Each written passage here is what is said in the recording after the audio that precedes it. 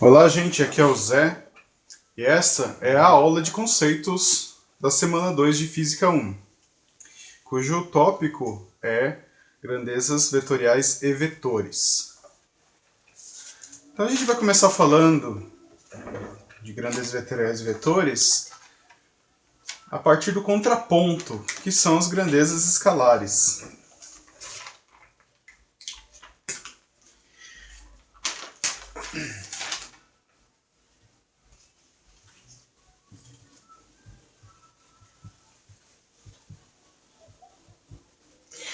Grandezas escalares são aquelas grandezas que podem ser expressadas ou caracterizadas através de um número, por exemplo, o 1, uma unidade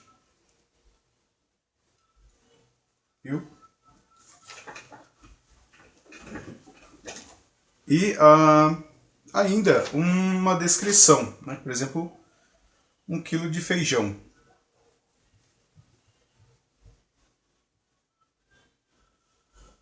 Então temos aqui o número que a gente chama de módulo.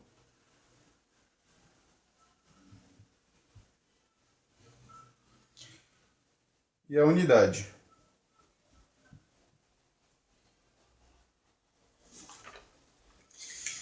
E qual é a importância da gente reconhecer tanto o módulo, quanto a unidade, quanto a descrição? Porque na física a gente sempre faz operações matemáticas envolvendo os módulos, as unidades e as descrições, né? A quantidade, a unidade que estamos mensurando e o que a gente está fazendo afinal de contas. Então, se eu quiser somar 1 quilo de feijão com mais 1 quilo de feijão,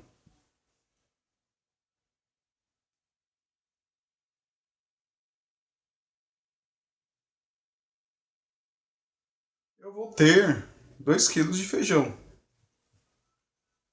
E não vou precisar de mais nenhum outro parâmetro ou informação. Tenho 1 quilo de feijão, somei com outro quilo de feijão, tenho 2 quilos de feijão no final. Agora, se eu somar 1 quilo de feijão com 1 quilo de arroz,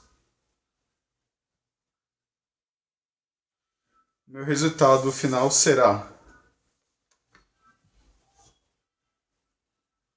1 quilo de feijão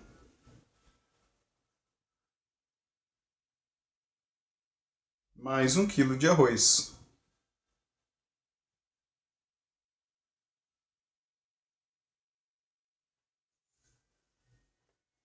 É claro que se eu colocar as duas substâncias, né, os dois objetos numa mesma balança, a balança vai acusar 2 quilogramas, né, de alguma coisa que está na balança. Ela não vai diferenciar feijão de arroz, mas obviamente, visualmente, eu vou saber que tem dois materiais diferentes lá no meio.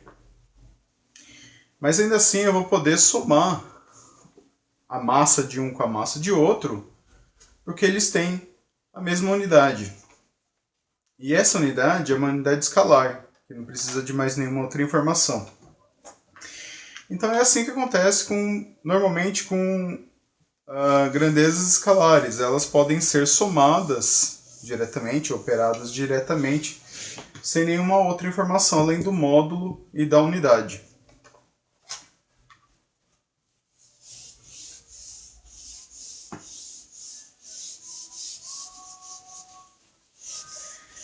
Agora, grandezas vetoriais.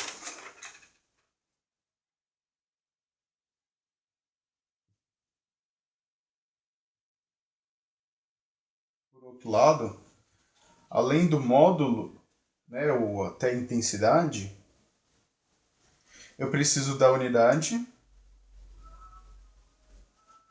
e de um vetor, que é justamente o nome que dá, né, a grandeza, que ele vai me dizer a direção para onde está apontada essa intensidade dessa unidade que eu estou medindo. E, a priori, esse vetor ele pode estar apontando para absolutamente qualquer lado.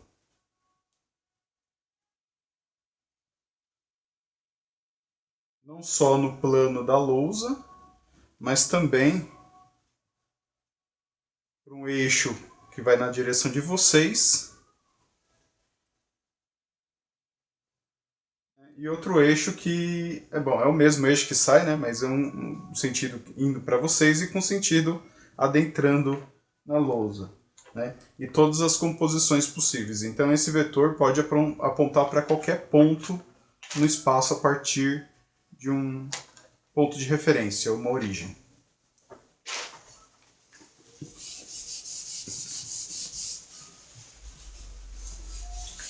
Então, o grande problema ou complexidade apresentada pelas grandes vetoriais é que eu não posso ter simplesmente uma soma direta, normalmente, de dois módulos.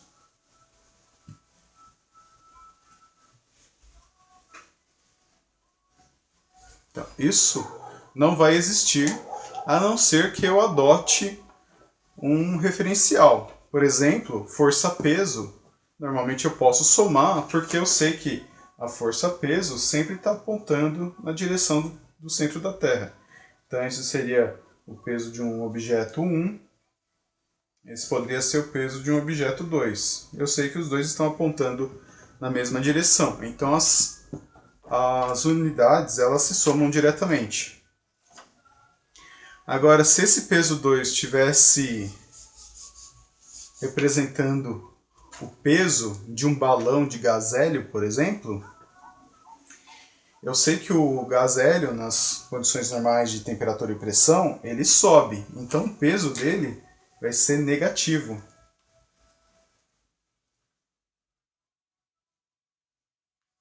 Então o vetor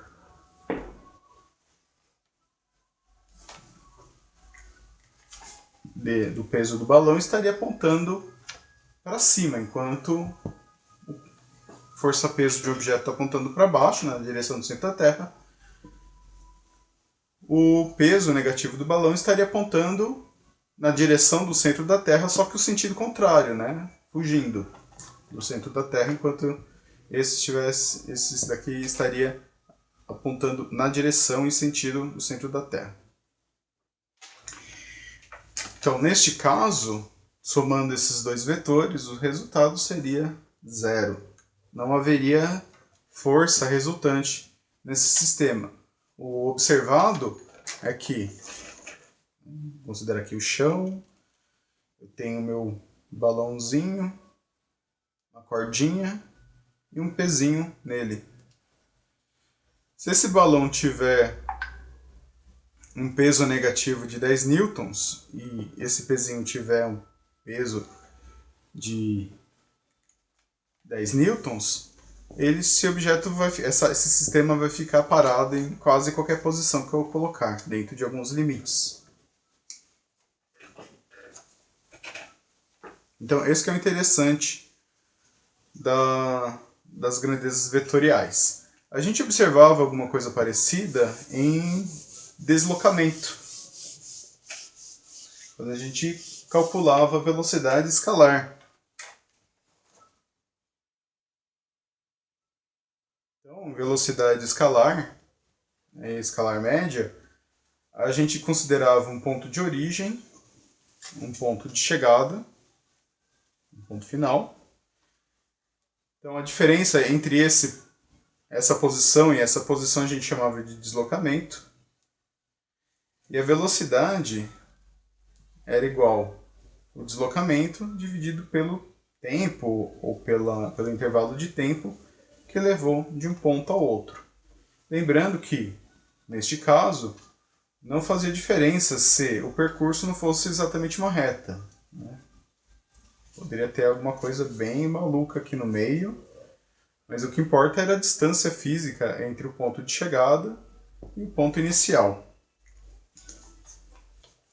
Só que a velocidade, ela é uma grandeza vetorial. Então, vocês podem imaginar, né, que a gente vê isso no dia a dia, que objetos, qualquer objeto, eles podem assumir praticamente qualquer velocidade em qualquer direção. Então, você se desloca para frente, você passa por pessoas na calçada que estão andando no sentido contrário, então elas têm uma velocidade negativa em relação a vocês. Vocês veem helicópteros subindo na vertical, ou elevadores subindo e descendo, aviões, foguetes, e não tem um limite, né, exatamente para a direção onde eles apontam. Na direção que eles estão indo é a direção da velocidade.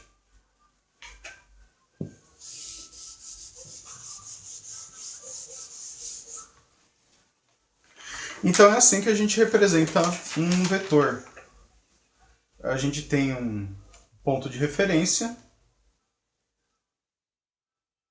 Nesse ponto de referência a gente pode escrever uma seta, cuja direção é a direção daquela grandeza que a gente está medindo. Normalmente é força ou velocidade, são bastante comuns, ou ainda aceleração. Uma força. E a grandeza vetorial ela é representada por essa setinha aqui em cima. Eu tenho a tendência a esquecer facinho, né, de colocar essas setas, então eu já peço desculpas caso eu esquecer. Então essa grandeza, como eu dei exemplo de força, ela se apresenta normalmente com o módulo, ou intensidade, e a unidade.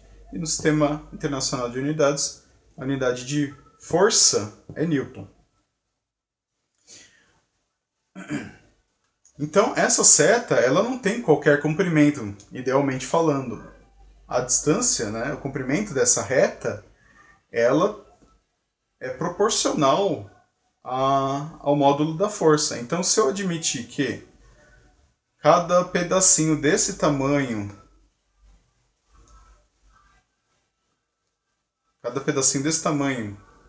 tem módulo de uma unidade de Newton, então eu teria que ter 10 unidadezinhas dessa,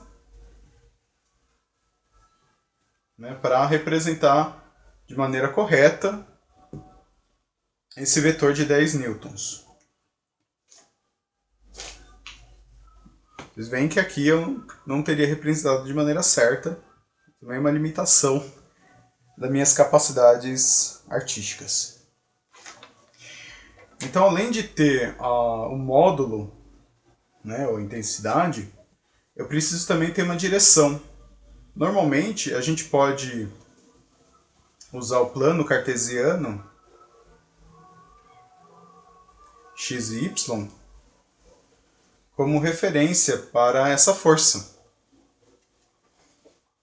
Então eu meço um ângulo, posso dar o nome que eu quiser, né? Alfa, beta, gama, φ, teta, aí é muitas vezes da escolha de vocês. Ou se atenham ao que o exercício está pedindo. Então eu tenho esse vetor que tem uma certa intensidade, módulo, e ele tem uma direção em relação ao meu plano horizontal. Se eu usar coordenadas polares, se vocês ainda se lembram de coordenadas polares da semana passada, acontece a mesma coisa. Eu tenho um polo, eu tenho a direção, que também é de acordo com o plano horizontal. Então a gente considera que esse lado é o lado positivo de x, lado positivo de y, lado negativo de x e lado negativo de y. Então essa é simplesmente uma convenção. Eu poderia muito bem escrever dois vetores que estão agindo sobre um corpo, estão nessas direções, e apresentar um ângulo entre esses dois vetores e calcular o vetor resultante, sem precisar usar o plano cartesiano. Então nada me impede, porque o importante para calcular um vetor resultante é simplesmente os dois vetores e a abertura do arco, né, ou a medida de graus, entre esses dois vetores. Então não preciso de praticamente mais nada. A gente vai aprender a fazer isso daqui a pouquinho.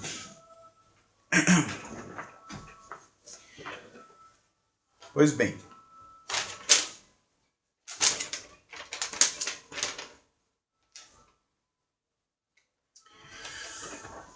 Com relação à força, eu gosto de trabalhar com a força porque ela é um pouco mais intuitiva. Vocês podem imaginar que se eu tiver uma carteira, quando eu dava aula presencial, eu usava bastante esse exemplo. Olhando a vista de cima, né? Se eu tiver uma carteira, né, escolar na sala de aula, e eu tiver um aluno empurrando nessa direção, e outro aluno empurrando nessa direção, né, cada um fazendo força, uma hora aqui e o outro aqui, o que vai acontecer? Intuitivamente, a gente percebe que a carteira ela vai nessa direção. Se o módulo das forças forem iguais, né, inclinação também em relação à carteira, né, plano da carteira, forem razoavelmente iguais, a carteira vai ir para frente. E por quê?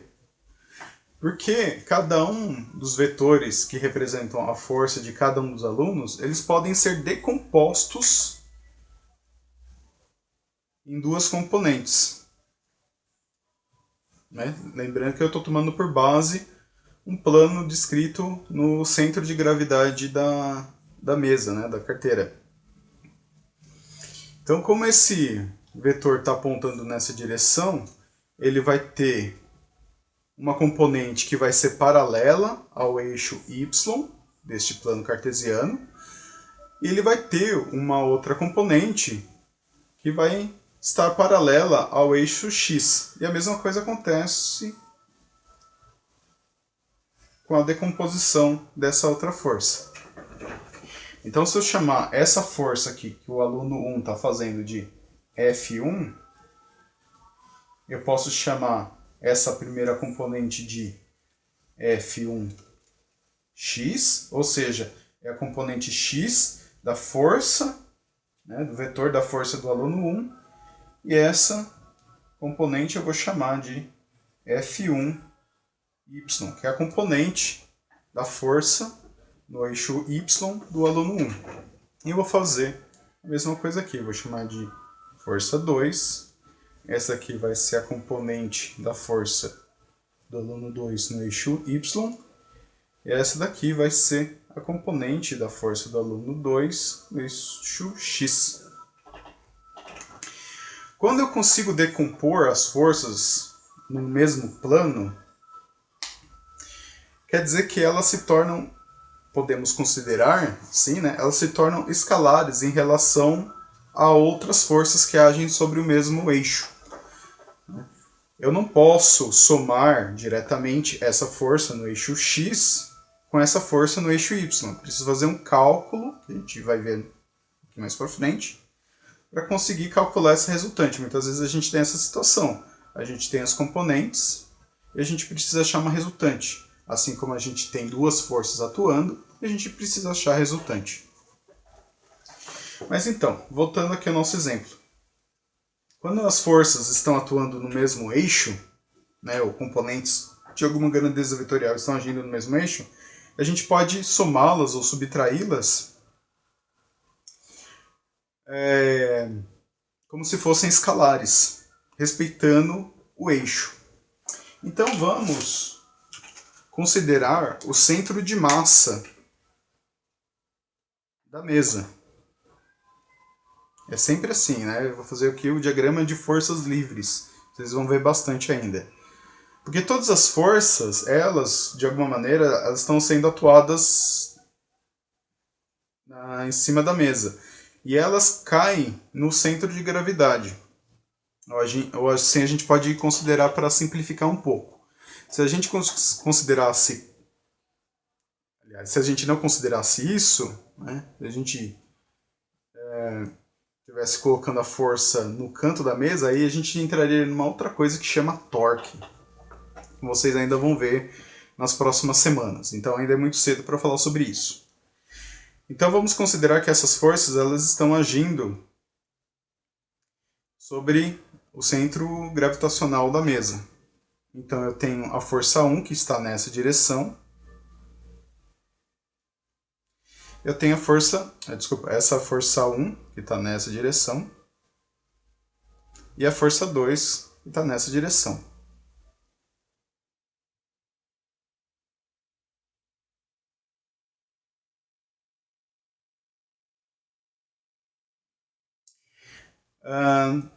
Já tinha feito a decomposição, então eu vou colocar a decomposição da força 1. Esse aqui é o F1x.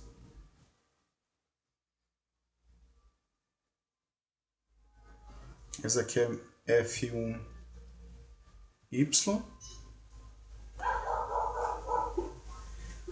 Esse aqui é meu F2x. E agora, vocês percebam que a força F1x e a F2x, elas estão na mesma direção. E elas podem se somar diretamente. Como eu tinha falado, elas podem se somar como se fossem grandezas escalares. Só que elas têm sentido diferente. E como eu já tinha considerado que esse sentido, né, que é o sentido positivo do eixo x, ele é o positivo, e esse daqui é o negativo, então a força resultante no eixo x será a componente de F1 no eixo x menos a componente F2 no eixo x também. Agora, se a gente imaginar que o módulo dessas forças são exatamente iguais, os alunos estão empurrando a mesa com a mesma força, então a gente, e com a mesma direção, né? Só que contrária, desculpa, com a mesmo ângulo em relação ao plano, né? Vamos falar que aqui tem 45 graus e aqui também tem 45 graus.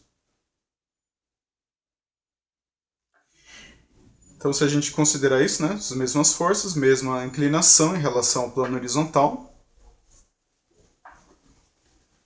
então esses módulos serão iguais. Então, a força resultante no eixo x será igual a zero. Isso significa que a mesa ela não vai se deslocar na direção do eixo x. Ela não vai nem para um lado nem para o outro. Agora, como F1y e F2y estão na mesma direção e sentido, elas se somam diretamente. Elas se acrescentam uma à outra.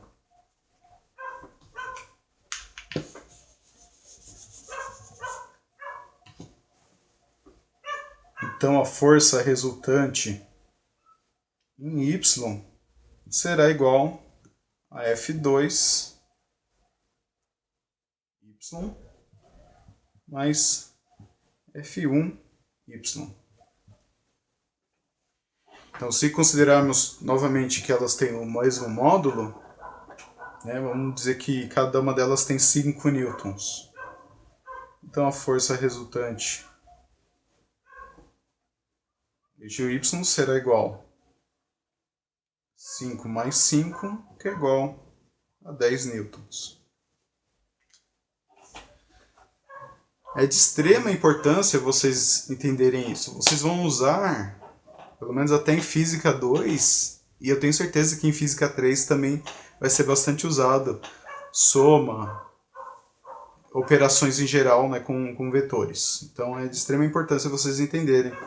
Aparentemente é simples, mas os exercícios eles podem se tornar um pouco mais complicados, né, com o passar das aulas. Então é bom que vocês aprendam o mais rápido possível.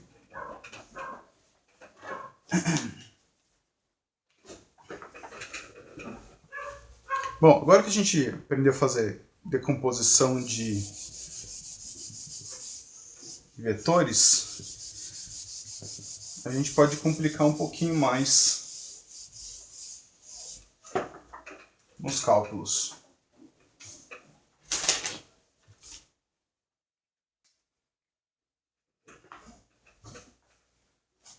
Bom, vocês viram que eu posso decompor uma força qualquer, um vetor qualquer, vou chamar um vetor A, em duas componentes, depois que eu assumo um referencial. E muitas vezes assume simplesmente o plano cartesiano. Então eu vou ter uma componente no eixo x e uma componente do vetor no eixo y. Se eu tivesse o contrário, se eu tivesse as componentes, tem a componente AX e a componente AY, e quisesse calcular o módulo de A, tanto o módulo quanto a direção, chamada de alfa, a inclinação entre o vetor A e o eixo horizontal, eu teria que usar aquelas relações trigonométricas. Vocês vão provavelmente se cansar de ver até o final do curso de vocês. Então, o primeiro passo é enxergar um triângulo.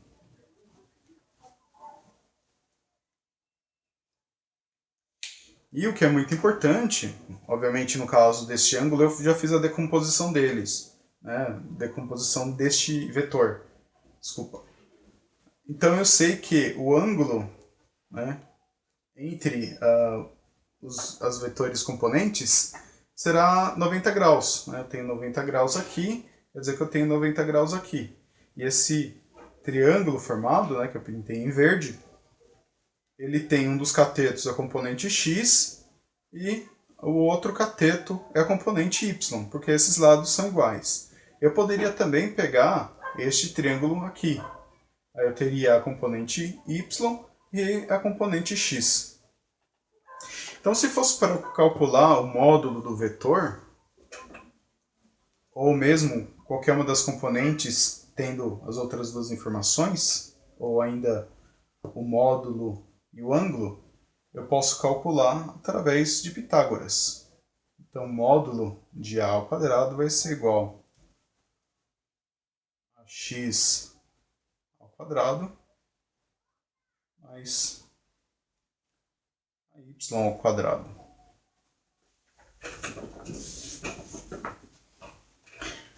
E esse ângulo alfa, ele pode ser calculado de várias maneiras. Você pode usar a relação do seno.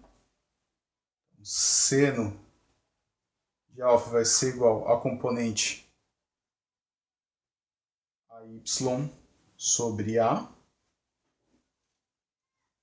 Eu posso usar a relação cosseno, que vai ser o cateto adjacente, vai ser meu AX sobre a hipotenusa, que é o meu próprio vetor. Ou ainda, eu posso usar a relação tangente, que vai ser igual ao cateto oposto, que é AY, dividido pelo cateto adjacente, que é AX. É claro que no caso de você estar calculando o ângulo, né, o que interessante, né, o que for pedido no exercício é a direção do vetor, né, então você teria que calcular o ângulo, tendo a componente ou o vetor. Vamos pegar o caso do cosseno aqui como exemplo. Então, o ângulo seria o arco cosseno de AX sobre A.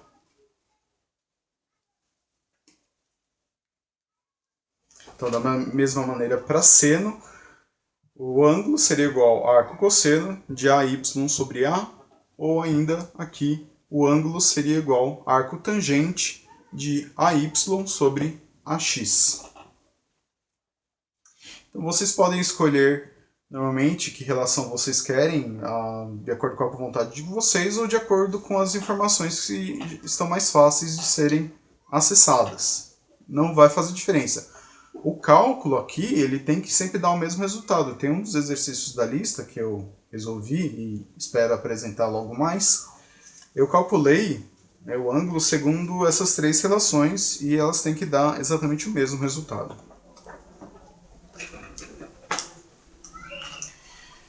Pois bem, aqui eu calculei, eu estaria calculando o módulo de um vetor segundo as suas componentes. Como essas componentes elas sempre estarão com um ângulo de 90 graus entre elas, então a gente pode calcular diretamente por Pitágoras. Agora, o que acontece quando eu tenho dois vetores cuja inclinação um em relação ao outro seja diferente de 90 graus? Então é isso que a gente vai ver agora.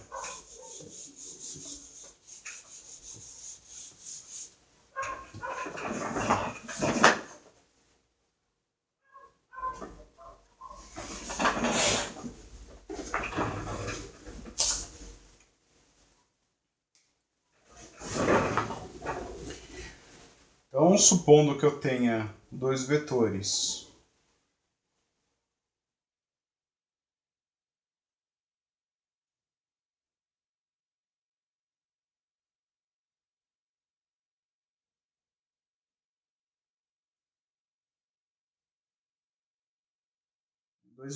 de força. Ficou razoavelmente 90 graus. Eu não quero evitar essa dúvida. Deixar o ângulo um pouco mais aberto. Então, eu tenho dois vetores que eu vou chamar de F1 e F2, que estão agindo sobre um corpo qualquer, que não me interessa. Não me interessa se ele está se movendo ou não. Essas duas forças estão agindo sobre um corpo e, obviamente, vai ter uma força resultante. Dessa força resultante, a gente pode conseguir outras informações, como aceleração, deslocamento do corpo, de acordo com o tempo, as equações de movimento, etc. Mas ainda é um pouco cedo, mas é para isso que isso vai servir mais para frente. Por isso é importante aprender isso quanto mais cedo possível. Quando um problema apresenta um sistema parecido com este, ele pode simplesmente dar alguns parâmetros necessários para resolver, por exemplo, os módulos de F1 e F2, o ângulo formado,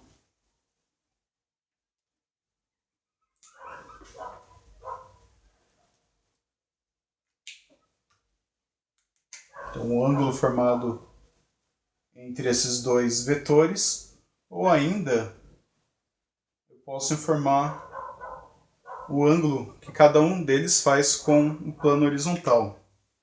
É claro que se eu tiver esses dois ângulos, eu consigo, meio da soma deles, achar o ângulo entre eles e escolher alguma técnica para resolução. Normalmente consiste em encontrar a direção e módulo da força resultante. Muitas vezes o exercício também ele pode exigir que você resolva o problema através de uma das técnicas possíveis. Então você pode fazer ou por decomposição, como a gente já tinha feito antes, que é a que eu sempre gosto mais de fazer, mas ela exige que você tenha a descrição bastante exata de onde está sendo, a inclinação em relação ao plano horizontal. Precisa de um pouco mais de informações. Se eu fosse resolver através dessa técnica, então a força resultante, ela muito provavelmente teria duas componentes. A força resultante no eixo X e uma força resultante no eixo Y.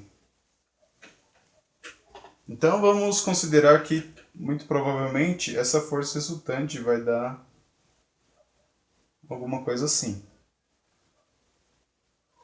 Estou chutando no momento, né? Como eu não coloquei nenhum parâmetro, posso meio que chutar à vontade o que vai acontecer. Então, a força resultante, né, a componente dessa força resultante no eixo X vai ser a somatória, ou a soma, da componente da força 1 no eixo X mais a componente da força 2 no eixo X. Se eu olhar aqui no gráfico, eu sei que a componente dessa força 2 ela está nessa direção e sentido, que é a mesma direção e sentido da componente da força 1. Como elas estão no mesmo sentido e direção, né, que estaria a força 1x e a força 2x, então elas vão se somar, elas vão se acrescentar. Agora, a resultante na vertical, né, no eixo Y, vai ser, digamos assim, a soma da força 1 no eixo Y mais a força 2 no eixo Y. No entanto, fazendo a decomposição agora no eixo Y, eu percebo que a componente de Y está nessa direção e sentido. A componente de F1 em Y. E a componente F2Y está nessa direção. Então, se eu fizer novamente o diagrama de força livre, eu vou ter F1Y apontando para cima e F2Y apontando para baixo. Eu não tenho módulo, né, o valor de nenhuma dessas componentes. Mas eu sei que, como eu considero deste ponto para cima positivo e, consequentemente, considero esse ponto para baixo negativo, então a minha componente F2 ela vai ser negativa.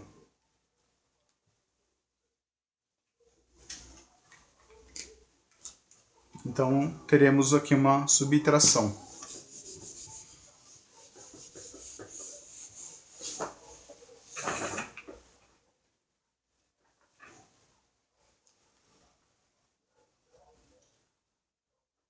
Pois bem, essa é uma maneira de resolver, uma maneira que eu gosto, acho muito interessante.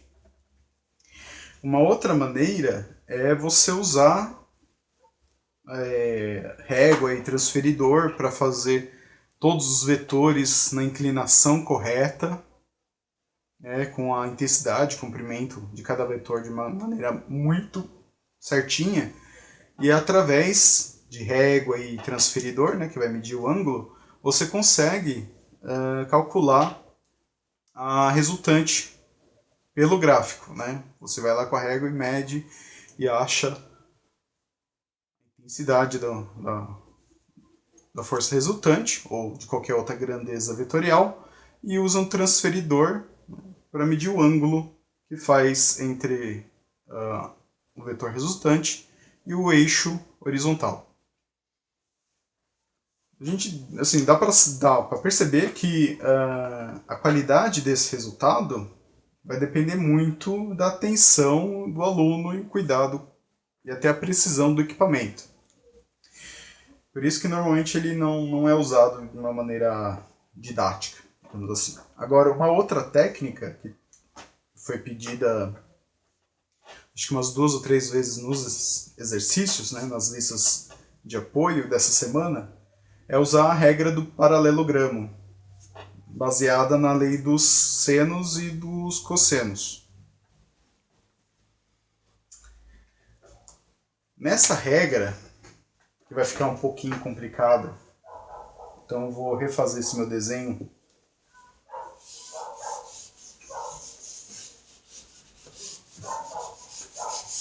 A gente precisa de visão.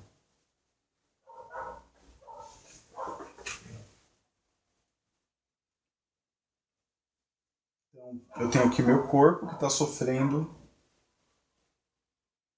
a ação de dois vetores.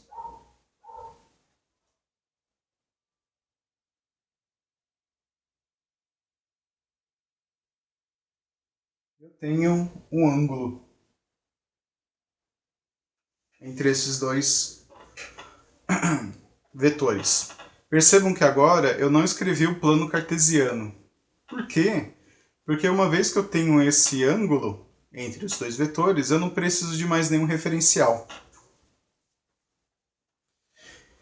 A técnica consiste em você desenhar um paralelogramo, que vai ser um objeto de 4 faces, né, 4 lados, sendo que uma dessas faces vai ser paralela a essa. Então vamos traçar aqui uma paralela.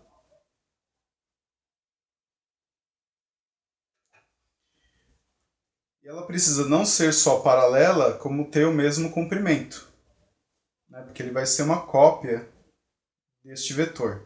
E a mesma acontece para este lado. Tem que traçar uma reta paralela. E assim a gente tem mais ou menos um paralelogramo.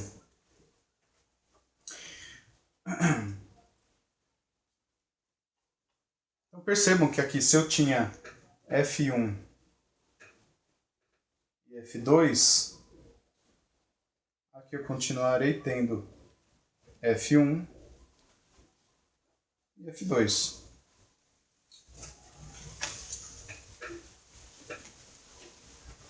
Então o importante aqui é justamente este ou este ponto de referência. Porque a força resultante, vou chamar de FR, manter o nosso padrão, FR será igual a um módulo de F1 ao quadrado mais o módulo de F2 ao quadrado mais 2 vezes F1 vezes F2 vezes o cosseno de 180 menos alfa.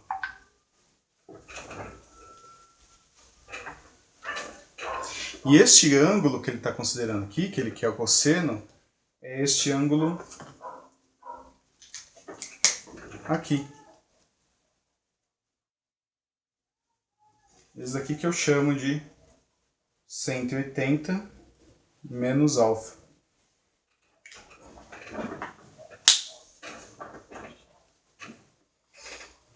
E por que ele é 180 menos alfa? Vocês imaginam que eu posso colocar uma extensão desse vetor F2, né, que ele vai estar na mesma direção, ou simplesmente considerar um eixo que passa por ele. Então ele está num único eixo, né, tanto esse vetor F2 quanto essa extensão. Este ângulo aqui é justamente esse ângulo alfa que acontece, né, que ocorre entre F2 e F1. Como eu tenho a certeza de que esse aqui é um eixo, então o ângulo daqui até aqui é 180, então esse pedacinho em vermelho é 180 menos esse trecho, esse pedaço de ângulo, que é justamente o alfa.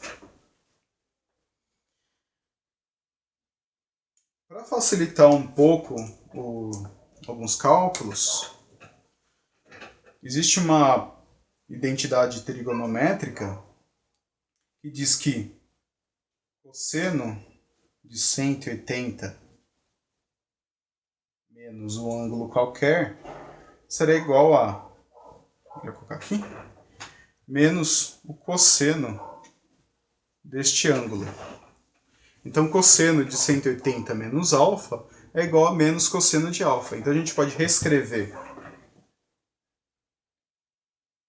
essa equação. FR será igual a módulo de F1 ao quadrado mais módulo de F2 ao quadrado mais 2 vezes F1 vezes F2 menos cosseno de alfa.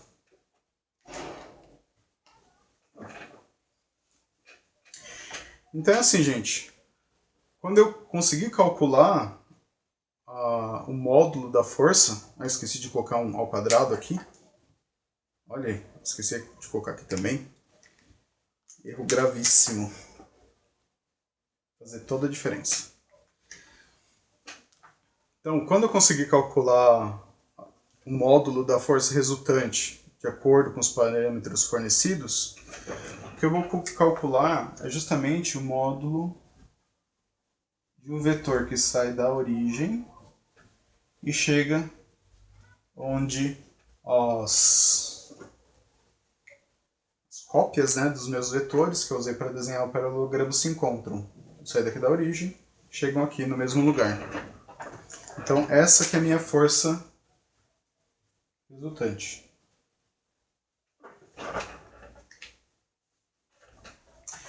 Agora, eu teria que usar a lei dos cossenos para descobrir qual é esse ângulo.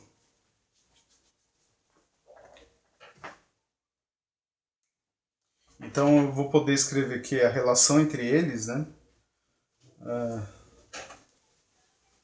O seno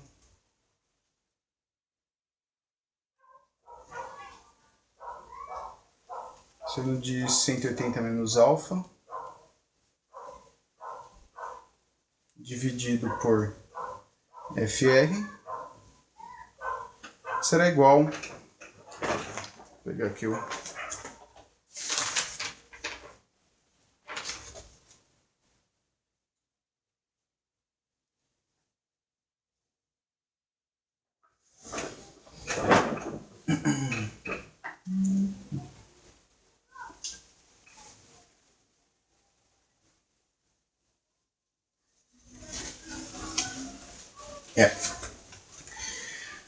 Então vou ter que descrever outros ângulos aqui, chamar esse ângulo de beta, esse ângulo de gama.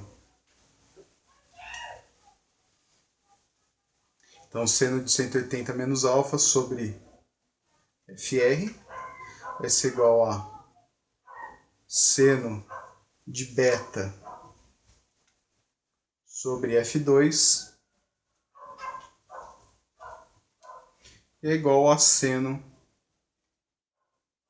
de gama, que é esse meu ângulo aqui entre FR e F2, dividido por F1.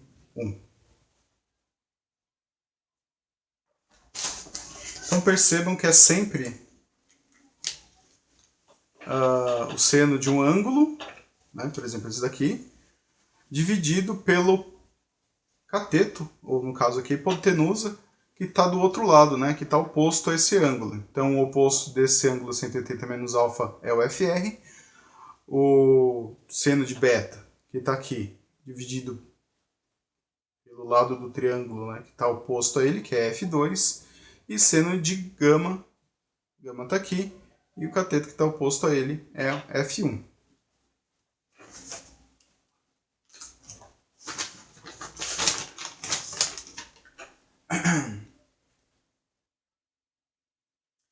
Bom, ainda tem deveria ter algum assunto a mais, mas eu não quero complicar demais essa aula. E algumas coisas vão ser levantadas nos vídeos de resolução de exercício, como a decomposição de coordenadas polares, né, que é um negócio bastante complicado até. Tá bom? O que mais? Assim.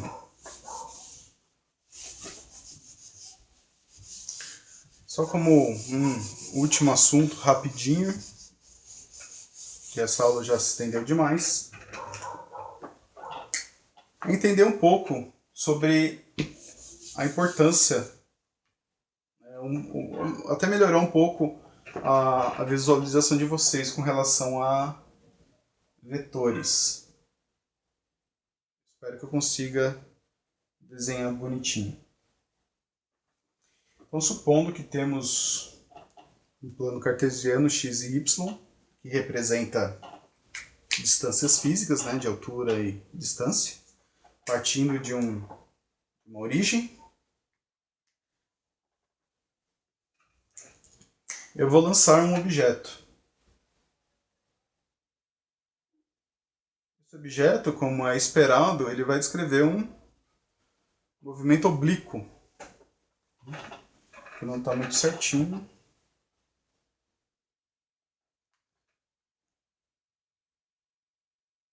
Nossa, eu consegui piorar. Vou começar do zero.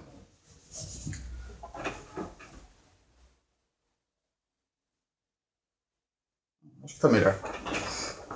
Um lançamento oblíquo, né? Como se a gente estivesse jogando uma bola, uma pedrinha, tentando acertar alguma pessoa chata que está atravessando a rua. O que vai acontecer? Esse objeto ele vai subir, né, de acordo com a inclinação do nosso lançamento. Ele vai atingir uma altura máxima e depois ele vai começar a cair. Então ele vai ter um deslocamento horizontal, a gente pode chamar de ΔX, e ele vai ter uma altura máxima, a gente pode chamar de ΔY ou H. E por que isso acontece normalmente? Isso acontece porque esse objeto, assim que a gente lança, ele adquire um vetor velocidade.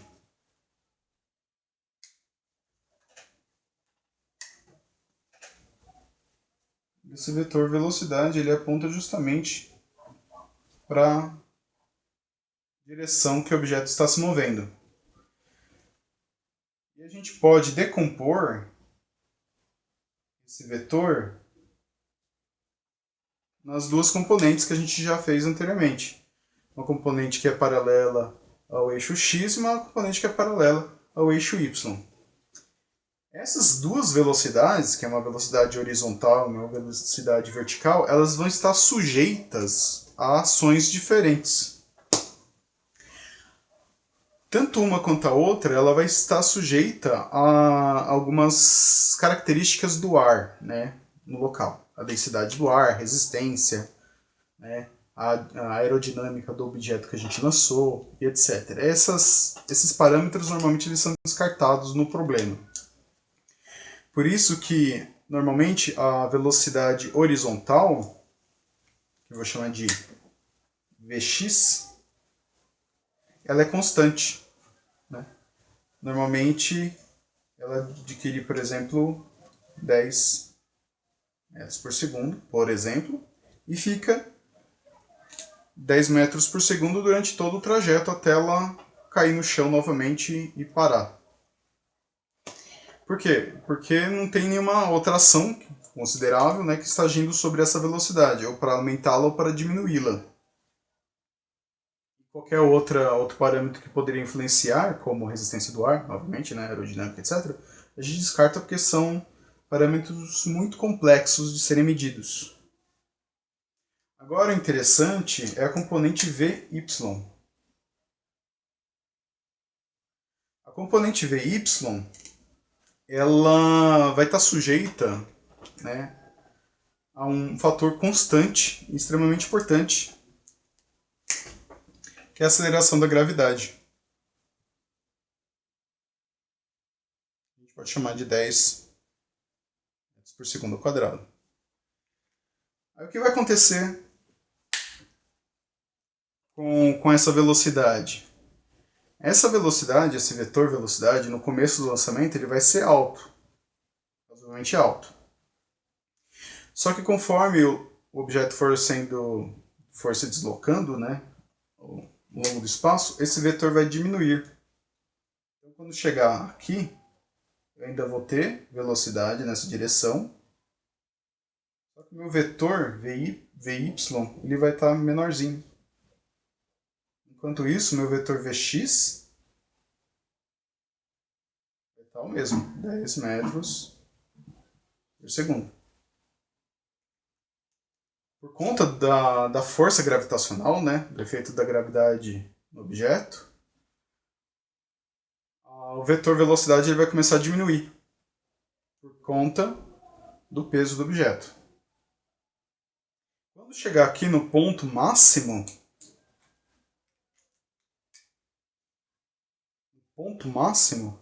eu vou ter somente um vetor Vx. E o vetor Vy será igual a zero. Então ele não é representado neste gráfico. Quer dizer que, em relação à vertical, o objeto está parado, mesmo que ele se desloque pela frente. Vocês percebam como é interessante até, né, conseguir decompor um movimento razoavelmente simples.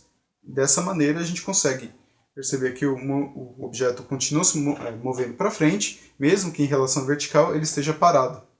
Se vocês lançarem um objeto reto para cima, vocês vão perceber a mesma coisa. Ele não vai se deslocar, ele não vai ter velocidade na horizontal, mas ele vai subir durante um instante, mesmo que seja frações de segundos, ele vai parar e vai começar a cair. É justamente isso que representa. Um instante após isso, eu ainda vou continuar tendo uma velocidade resultante, uma componente na horizontal, que vai continuar sendo o meu Vx, e agora eu vou ter uma componente Vy, só que negativa em relação a Vy inicial. E se eu lancei de uma altura zero, quando chegar aqui na altura zero novamente, quando o objeto encostar no chão, eu vou ter dois vetores ainda, né, o vetor Vy e o Vx. O Vx vai continuar ainda inalterado, e o valor de Vy vai ser igual ao valor de Vy inicial. Então a velocidade, o módulo, né? O módulo de Vy final vai ser igual ao módulo de Vy inicial. Porque a taxa de desaceleração na subida vai ser igual à taxa de aceleração na descida. Eu digo taxa de desaceleração, mas errado. É taxa de variação da velocidade, que é igual à aceleração. Então a aceleração na subida vai ser igual, a desaceleração na subida vai ser igual à aceleração na descida. Então, como vai ter a mesma altura, né, claro, de um lado e de outro, então ele vai chegar aqui com a mesma velocidade, né, na mesma direção, só que em sentido contrário do que quando ele iniciou. Bom, é isso que eu tinha para falar, gente. Espero que isso tenha sido esclarecedor para quem já tentou fazer os exercícios. Espero que seja útil para vocês. Espero que vocês não tenham dormido. A gente se encontra nos próximos vídeos com a resolução dos exercícios de apoio da semana 2 de Física 1. Então, obrigado pela atenção e até mais.